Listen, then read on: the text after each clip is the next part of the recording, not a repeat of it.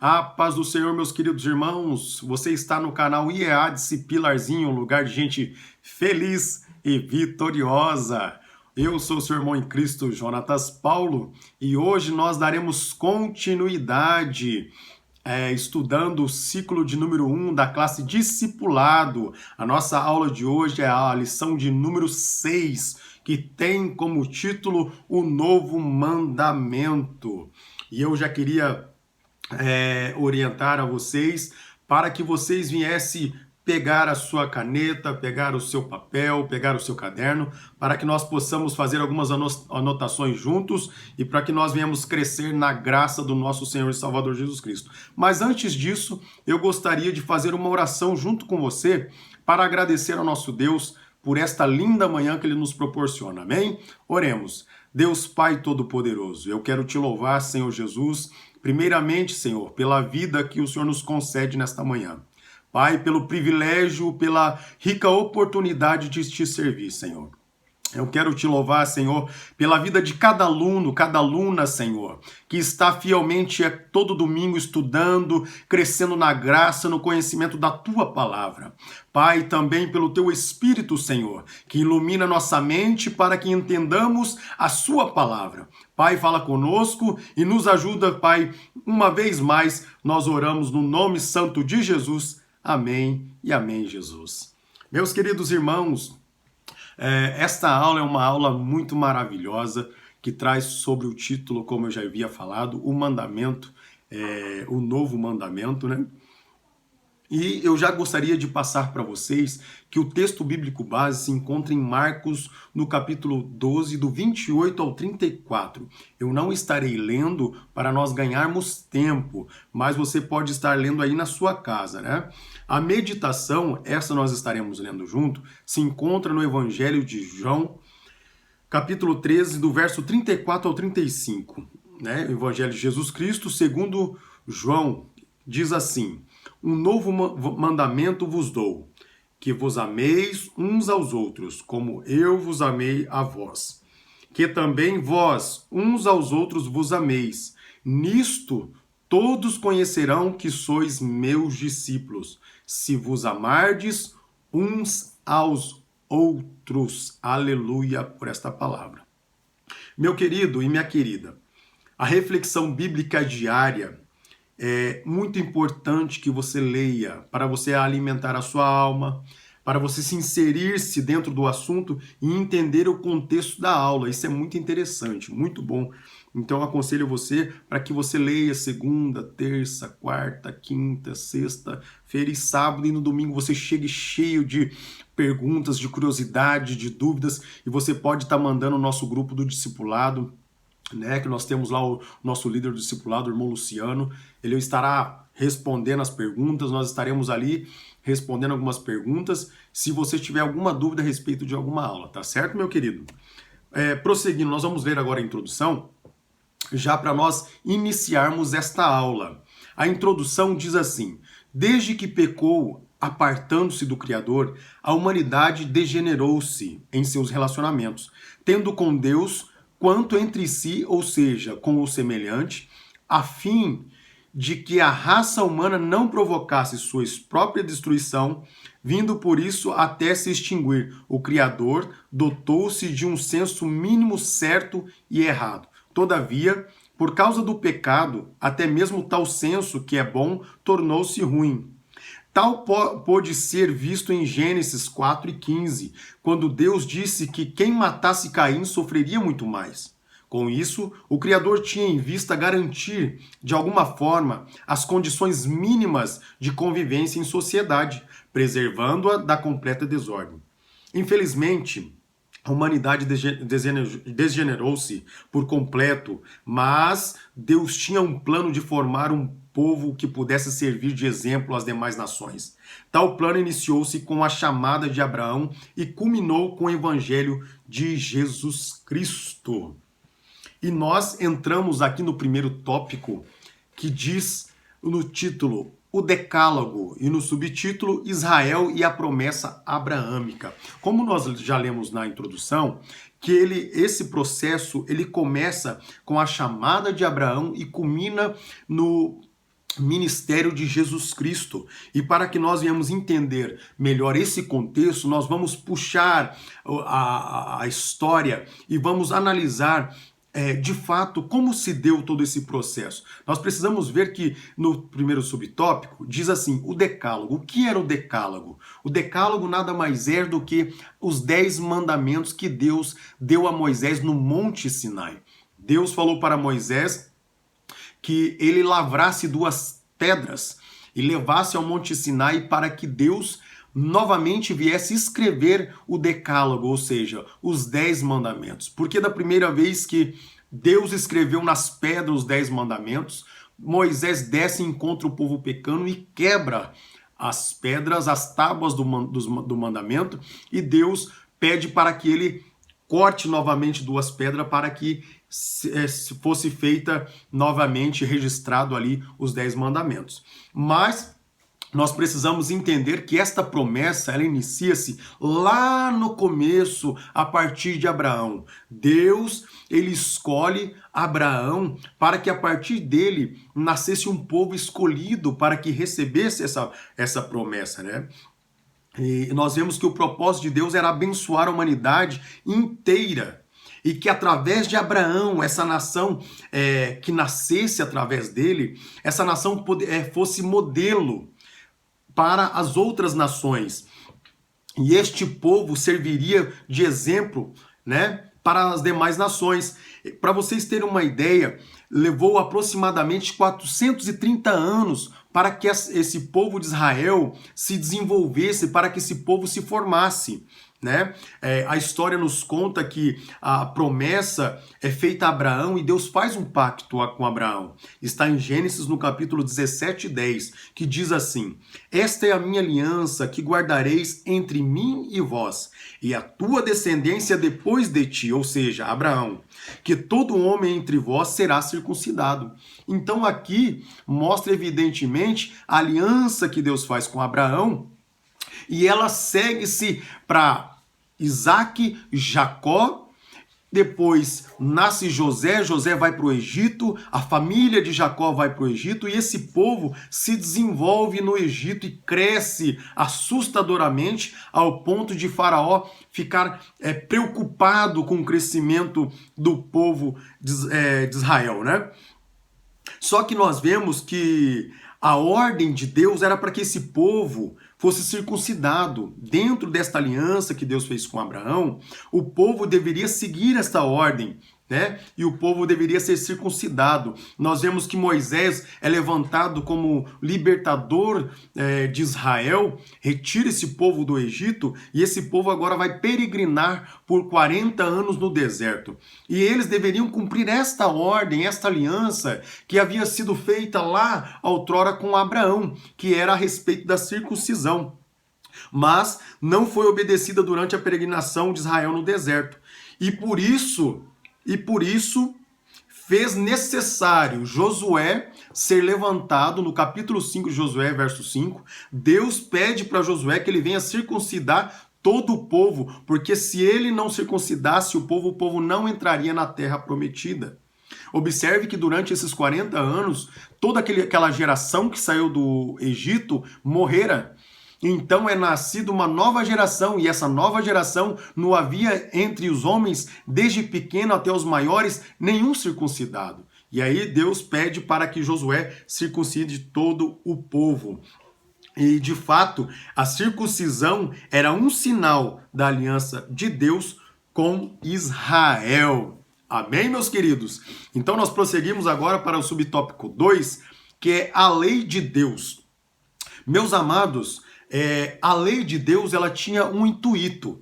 Qual era o intuito da lei de Deus? A lei de Deus, ela servia para a formação do povo de Israel. Deus estava forjando o povo de Israel, né? E o decálogo, muitos pensam que o decálogo foi uma forma de Deus aprisionar o povo de Israel, mas pelo contrário, Deus havia libertado o povo de Israel do Egito, mas não deu os 10 mandamentos para aprisioná-los de forma nenhuma. Deus dá os 10 mandamentos, o decálogo, para em si forjar o povo de Israel, né?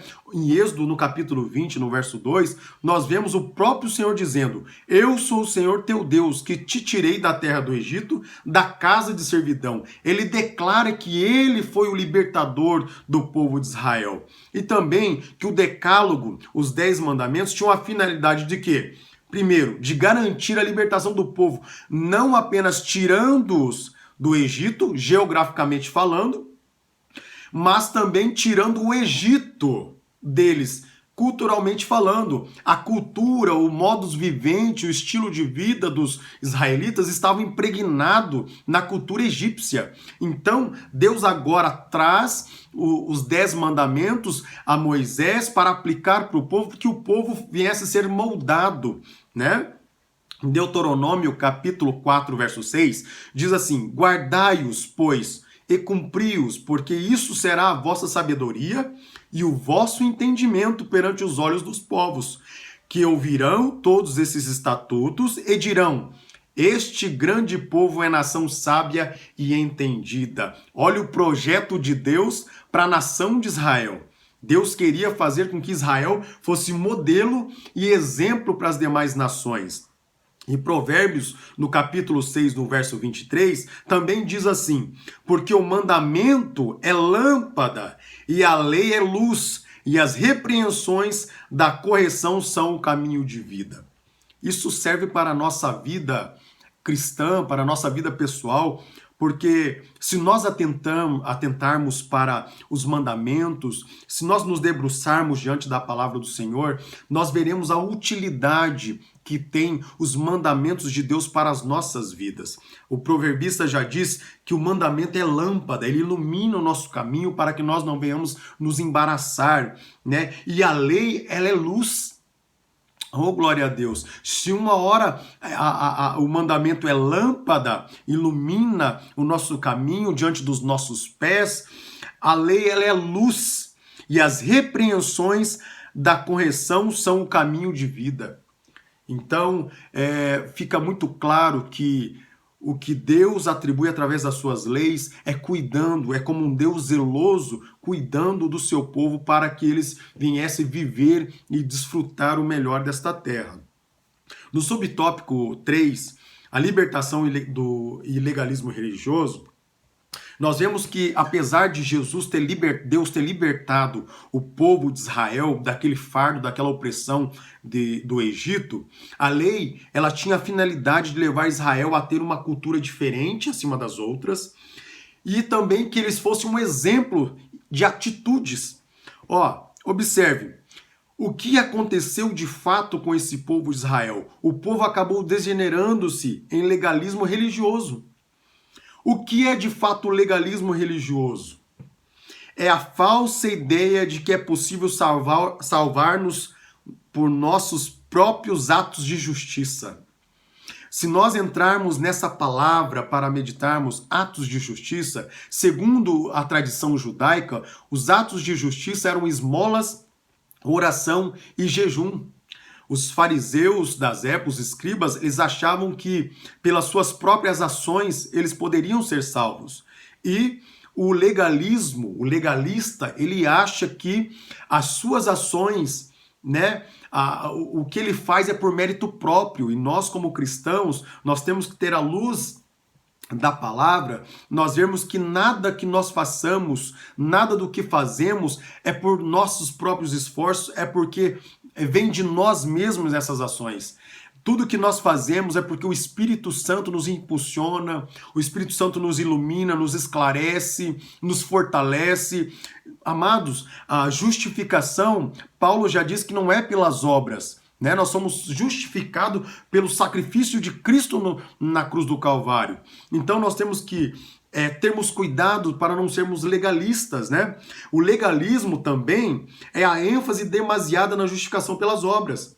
Não podemos dar ênfase demais para as obras, pelo aquilo que fazemos, porque se fazemos alguma coisa, fazemos porque o Senhor que nos capacita. Se realizamos alguma coisa, Paulo já diz que se nós queremos nos gloriar, devemos nos gloriar em Cristo, pois é Ele que nos capacita através da sua graça e do seu Espírito. né?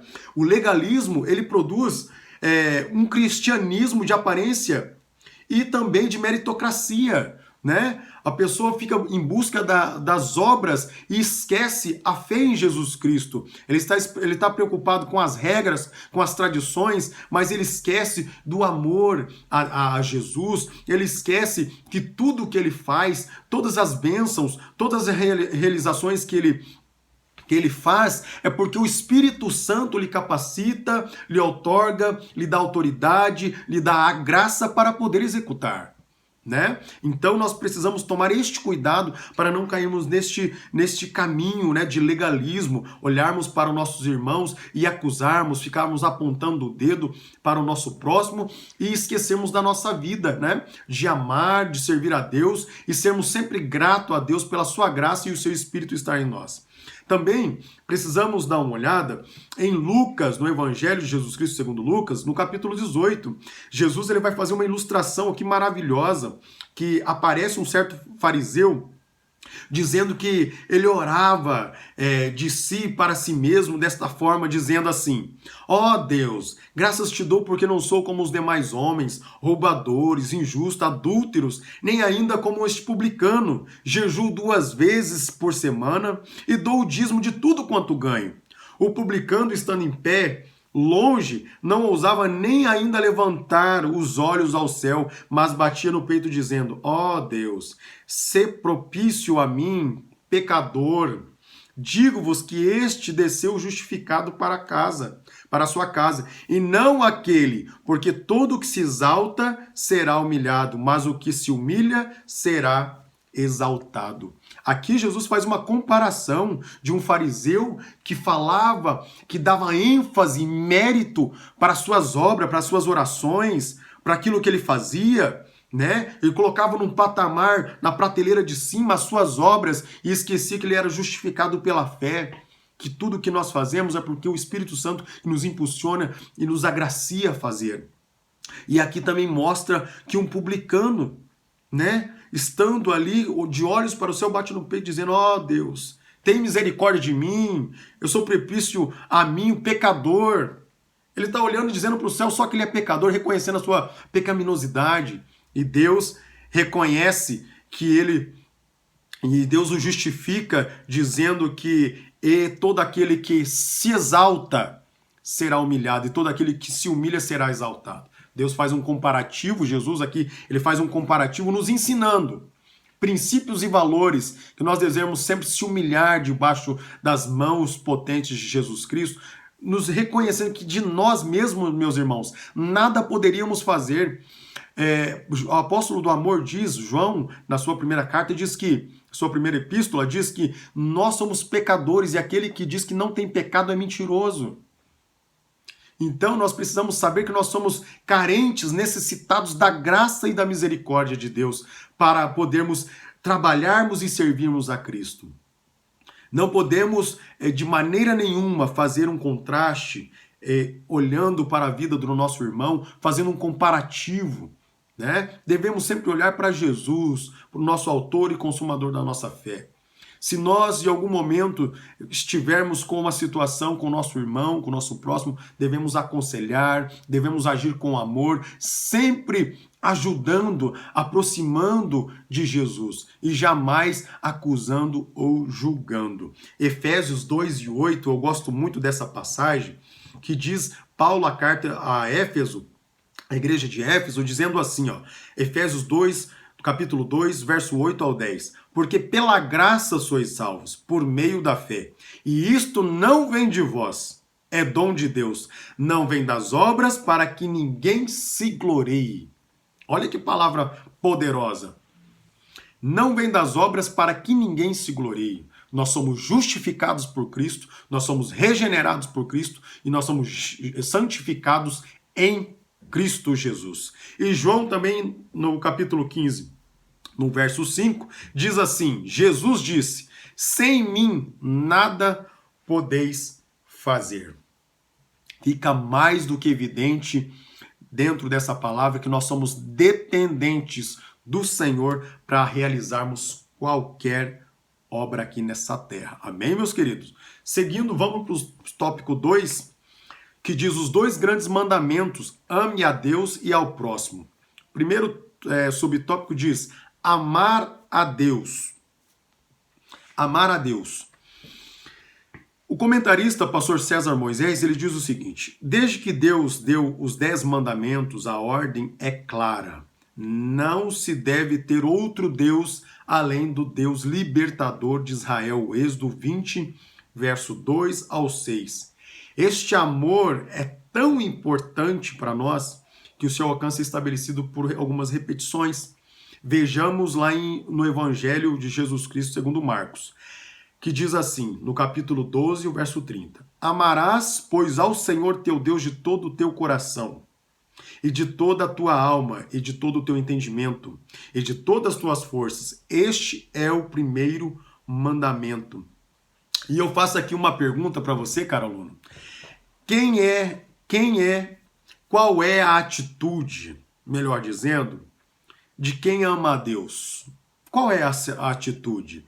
Sabe quem pode responder para nós essa pergunta? O evangelista João, no capítulo 14, verso 21, diz assim: aquele que tem os meus mandamentos e os guarda, este é o que me ama. E aquele que me ama será amado do meu Pai, e eu o amarei e me manifestarei a ele. Oh, glória a Deus! Que resposta maravilhosa! Olha o que o evangelista diz: se nós realmente amamos a Deus, nós guardamos os mandamentos, os preceitos de Deus. Nós andamos em conformidade com a palavra de Deus, porque é assim que nós mostramos que nós amamos a Deus, né? E ainda ele continua dizendo: aquele que me ama será amado do meu Pai. Então, se nós amamos a palavra do nosso Senhor Jesus Cristo, nós amamos a Jesus, nós seremos amados do Pai, né? Então Jesus ele responde dizendo: eu o amarei e me manifestarei. Olha quantas situações que nós temos aqui quando nós guardamos os mandamentos. Olha a importância que nós temos em guardar os mandamentos de Deus. E aqui a ênfase é a respeito dos 2 grandes mandamentos, que é amar a Deus e amar o próximo. Aqui nós estamos dando ênfase ao amor a Deus. Como que nós devemos provar que amamos a Deus? Guardando a sua palavra, praticando, aplicando, né, na nossa vida. E o segundo, amar o próximo como a si mesmo. Segundo o comentarista, ele diz assim: um certo doutor da lei pergunta a Jesus: e quem é meu próximo?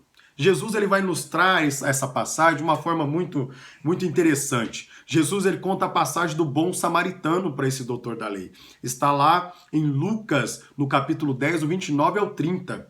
E respondendo Jesus, disse: descia um homem de Jerusalém para Jericó e caiu nas mãos dos salteadores, os quais os despojaram, o espancando, se retiraram, deixando-o meio morto. Aqui Jesus vai fazer um contraste a respeito de quem é o próximo. Quando esse doutor da lei ele pergunta quem é o próximo, Jesus ele conta essa parábola do bom samaritano e faz esse contraste. Então ele diz que o sacerdote desce e vê aquele homem à beira do caminho, né, que foi espancado, que foi roubado pelos salteadores, e passa de largo. Os sacerdotes passam de largo. De repente desce o levita também passa de largo. Mas de repente vem o samaritano, né, que olha e vê aquela situação e ele move-se de íntima compaixão. E eu acho interessante isso aqui porque Jesus ele faz um antagonismo. Ele pega o judeu e pega o samaritano, que eram na época rivais, que não se davam, culturas diferentes, né, costumes diferentes. E nós observamos que os samaritanos eles eram desprezados pelos judeus por sua raça, reputado por eles como herético religioso e também como pagão e um bárbaro. Foi justamente aquele que se mostrou compassivo e que parou para socorrer a vítima. Veja, esse contraste, esse antagonismo provocado por Jesus entre o leigo samaritano e o judeu doutor da lei demonstra qual é o legítimo sentimento de amor pelo próximo. E aqui fica uma lição para nós aplicarmos, que nós devemos romper com todas as diferenças, seja ela de cor, raça, qual a diferença que for. Nós devemos romper com essas diferenças, né? Porque quando nós temos o amor de Cristo, nós não olhamos para o exterior, para as circunstâncias, para o material, nós olhamos para a alma, nós olhamos com o olhar de Cristo. O olhar de Cristo para o homem, para a mulher, é diferente de um olhar mundano, de um olhar comum. Ele não olha simplesmente o estereotipo, mas Deus, ele olha o coração da pessoa. E nós devemos ter um olhar de Cristo, jamais olhando pelas diferenças, porque as pessoas têm gosto diferente, porque se vestem diferente, porque comem coisas diferentes, né? De maneira nenhuma. Nós devemos romper com as diferenças, seja elas quais forem, para que nós venhamos realmente professar e para que nós venhamos realmente praticar esse amor que Cristo nos ensinou. Né? E o terceiro subtópico diz assim, ó, 2.3, o grande mandamento da lei. O evangelista Mateus, no capítulo 28 e 36 ao 40, diz assim, mestre, qual é o grande mandamento na lei? E Jesus disse-lhe, amarás o Senhor teu Deus de todo o teu coração, e de toda a tua alma, e de todo o teu pensamento. Este é o primeiro grande mandamento. E o segundo, semelhante a este, amarás o teu próximo como a ti mesmo. Destes dois mandamentos depende toda a lei e os profetas. Meus amados, aqui Jesus ele dá uma ênfase maior, dizendo que nós devemos observar o grande mandamento da lei. Se resume em dois: amar a Deus acima de todas as coisas e amar o próximo como a ti mesmo. O próprio escriba, né, quando ele faz essa pergunta, ele emenda dizendo que observar esses dois mandamentos é mais do que todos os holocaustos e sacrifícios. Olha que interessante que esse escriba que faz essa pergunta, parece que o próprio Deus ilumina a mente dele e ele entende na palavra, quando Jesus explica, que aplicar, praticar esses dois mandamentos vale mais do que todos os holocaustos e sacrifícios. Né? É muito mais importante, né, você praticar, aplicar esse princípio, que é amar a Deus acima de todas as coisas e amar o teu próximo como a ti mesmo, do que você praticar vários holocaustos e sacrifícios e deixar de praticar o que era mais importante. Né? A finalidade da lei, então, era levar as pessoas a amar. Né? Vemos que Jesus, ele cumpriu toda a lei. Ele cumpriu toda a lei, obedeceu toda a lei, e ele não veio para me rogar, mas ele veio para cumprir a lei. Né? E nós vemos que Jesus ele traz no seu ministério 3 pirâmides. Ele vem aplicando a teoria, ensinando, pregando e praticando. Né? Nós vemos que é maravilhoso a forma que Jesus traz no seu ministério. Ele obedecendo a lei de Deus, mas também trazendo consigo o amor. Eu acho isso aqui maravilhoso, porque para nós fugirmos do contexto da legalidade, do legalismo, como nós havíamos falado, nós precisamos estar imbuídos, devemos estar completamente cheios do amor de Deus, para que nós possamos aplicar e praticar também a palavra de Deus nas nossas vidas e também sermos exemplos aonde nós andamos, no nosso trabalho, no nosso dia a dia. Não adianta, meus amados, nós caminharmos por um caminho que a gente não venha a ter o amor. Paulo já diz em 1 Coríntios, no capítulo 13, que ainda que nós falássemos a língua dos anjos, se nós não tivéssemos amor, de nada serviria. Né? E ali ele dá um contexto, no seu contexto, ele diz várias coisas a respeito, que se nós tivéssemos as nossas riquezas repartidas aos pobres, mas se nós não tivéssemos amor, isso não serviria também. Então nós precisamos entender que Jesus, ele trouxe para nós o ensino que nós devemos ter amor.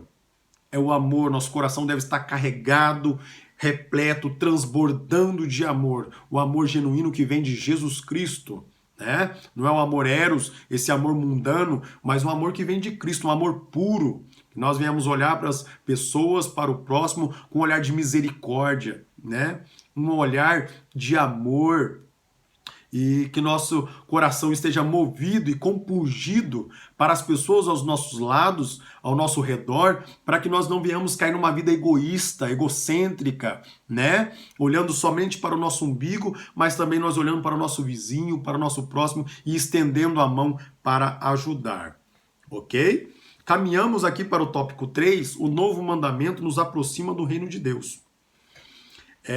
Dentro desse contexto, nós precisamos entender que o novo mandamento, que dentro do novo mandamento, nós vemos o evangelho de Jesus Cristo, Jesus ele cumprindo toda a lei. Observe que em Mateus, no capítulo 5, Jesus, a partir do Sermão da Montanha, ele começa a trazer um ensinamento para o povo judeu a respeito do que significava a lei e como deveria aplicá-la. Por que houve essa necessidade? Por o seguinte motivo. Primeiro, porque os escribas e fariseus, eles começaram a usar desta lei o nome, colocando o nome de Jesus em suas tradições, nas tradições dos anciãos. Eles começavam a falar em nome de Jesus aquilo que o Pentateuco, aquilo que a Torá, aquilo que a lei de Moisés não dizia, né? E daí nós vemos Jesus trazendo um ensinamento novo, né? No novo mandamento, a partir do capítulo 5 de Mateus, nós vemos Jesus trazendo um novo ensinamento para que restaurasse o entendimento desse povo a respeito da lei de Deus. Qual era o propósito da lei de Deus? Que era o amor, era amar. E nós vemos que o comentarista ele diz assim, que por ser Deus e ter autoridade, Jesus podia modificar determinados preceitos e tradições, sobretudo se aqueles fossem humanos, legalismo e capricho. Por isso, ao introduzir as mudanças da lei para o evangelho, em seu célebre sermão do monte, ele dizia, ouviste o que foi dito pelos antigos, e na sequência dava uma orientação. E depois ele falava, eu porém vos digo. Então Jesus aqui ele faz um contraste, né? Jesus ele citava a lei e falava em seguida, eu porém vos digo, ensinando como deveria se comportar, né? Isso aqui é muito interessante. No subtópico 2 nós vemos que Jesus, como ele é a referência, como referência. Amar a Deus sobre todas as coisas é algo impossível de ser mensurado. Por isso, as pessoas podem ser muito religiosas e ainda assim amarem mais a si mesmo ou sua reputação do que a Deus. E aqui eu fiz questão de extrair esse texto bíblico, está no Evangelho de João, no capítulo 12, verso 42 e 43, para nós lermos junto e você refletir junto comigo. Apesar de tudo, até muitos dos principais creram nele, mas não confessavam por causa dos fariseus, para não serem expulsos da sinagoga, porque amavam mais a glória dos homens do que a glória de Deus. Tinha alguns dentre eles, alguns doutores, alguns fariseus, que criam em Jesus, que acreditavam na sua palavra, mas por causa das suas paixões, vamos dizer assim, para não ser expulso das sinagogas, né, que era status, que eles gostavam de estar dentro da sinagoga, sendo vistos, sendo lembrados para receberem glória, eles não acreditavam, não seguiam a Jesus, não ouviam a Jesus, porque eles amavam mais a glória dos homens do que a glória de Deus.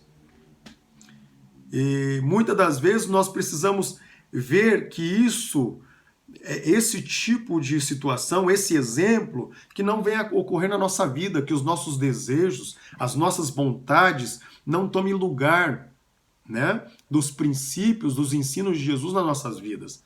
Porque muitas das vezes, se nós não nos atentarmos, nós podemos de alguma forma desprezarmos aquilo que é glorioso, aquilo que é maravilhoso da parte de Deus, por estar simplesmente cuidando dos nossos caprichos, né? Como aconteceu com este fariseu aqui que nós lemos. Jesus, ele curou diversas pessoas nos sábados. Jesus coloca aqui sempre as pessoas como mais valiosas. Jesus sempre priorizava mais as pessoas do que as tradições dos anciãos. Jesus ele demonstrava um valor, ele valorizava, priorizava de uma forma totalmente diferente do que estava no costume da época, das tradições judaicas. né? Eles colocavam sobre o povo cargos, fardos que nem eles mesmos conseguiam carregar, né? E o interessante é que Jesus não disse para amar como nós mesmos. Jesus, ele diz que os seus seguidores devem amar como ele amou. Olha no Evangelho de João, capítulo 33, 34 e 35, diz assim: Um novo mandamento vos dou, que vós amei uns aos outros como eu vos amei. Então aqui já não é mais como nós nos amamos, mas é como Cristo nos amou. Que também vós uns aos outros vos ameis. Nisto todos conhecerão que são meus discípulos, que sois meus discípulos, se vós amardes uns aos outros. Meu querido e amado discipulando, você quer ser reconhecido que é um discípulo de Jesus? Que é um servo do Senhor Jesus Cristo? Está aqui uma evidência.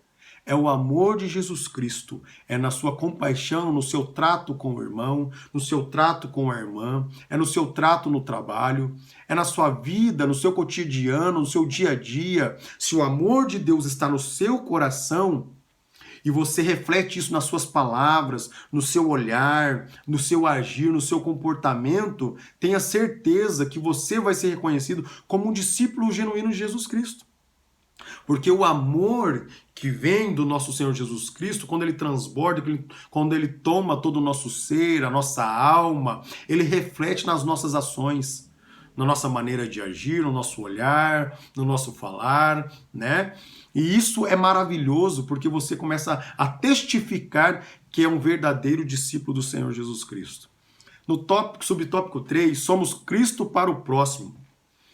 Enquanto a lei possuía vários mandamentos que consistiam em amar a Deus sobre todas as coisas e ao próximo a si mesmo, o Evangelho tem apenas um mandamento. Qual é, irmão Jonatas, o mandamento? Amar como Jesus nos amou. E como ele nos amou? Paulo nos revela na sua carta aos Romanos, no capítulo 5, verso 8.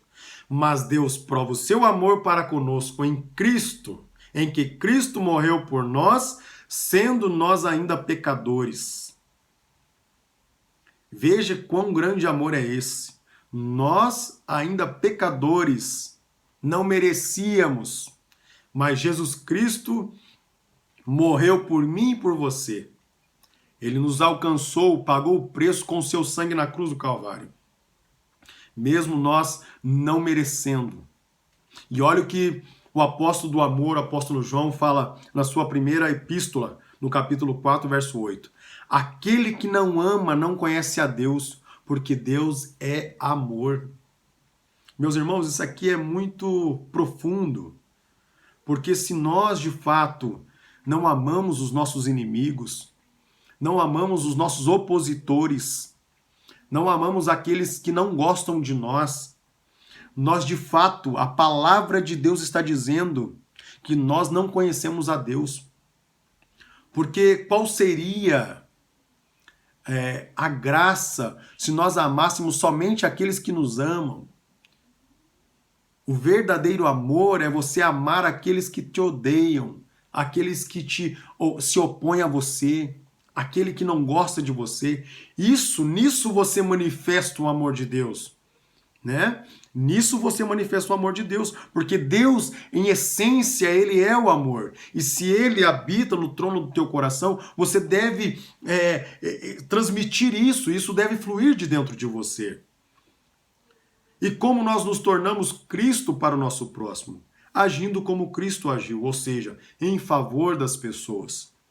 1 João, o capítulo 3, o verso 16, diz assim: conhecemos o amor nisto, que ele deu a sua vida por nós, e nós, aqui ó, nós, qual que é o nosso papel? Devemos dar a nossa vida pelos nossos irmãos. Se nós de fato somos embaixadores de Cristo, eleitos de Deus, geração eleita, sacerdócio real, nós devemos sim dar a nossa vida pelo nosso irmão, estender a mão, ajudar, né? Compartilhar, fazer de tudo para que o seu irmão esteja bem. esteja caminhando com Cristo. Meu amado e meu querido irmão, nós estamos vivendo um momento oportuno para que isso aconteça. Estenda a sua mão para o seu vizinho, bate lá na porta, pergunta para ele se está tudo bem, se ele precisa de ajuda, se ele está precisando de alguma coisa. Às vezes ele precisa somente de uma palavra, de um versículo bíblico que você fale para ele. E aí está a necessidade da humanidade, do amor de Cristo. A humanidade geme. Ela está carente, precisando de uma palavra. Ela necessita do evangelho de Jesus Cristo. O mundo necessita da palavra de Deus. E eu e você somos arautos de Deus, atalaias, para levarmos a mensagem do evangelho, levarmos esse amor que é transmitido pela palavra de Deus. Que nesta manhã você possa aplicar na sua vida este conhecimento, que você possa entender que a lei de Deus se resume em um único mandamento: o amor, amar ao próximo. Que você possa estabelecer no seu coração esse princípio. No momento de dificuldade, no momento de diversidade, você possa entender que se você estiver cheio do amor de Deus, você vencerá qualquer batalha, você vencerá qualquer dificuldade e o nome de Deus será glorificado. Eu quero te desejar nesta manhã um ótimo domingo, que Deus abençoe a sua vida, que Deus abençoe a sua casa, que Deus abençoe a sua família e que o nome de Deus seja glorificado e exaltado na sua vida. Fiquem com Deus, na paz do Senhor Jesus Cristo. Amém.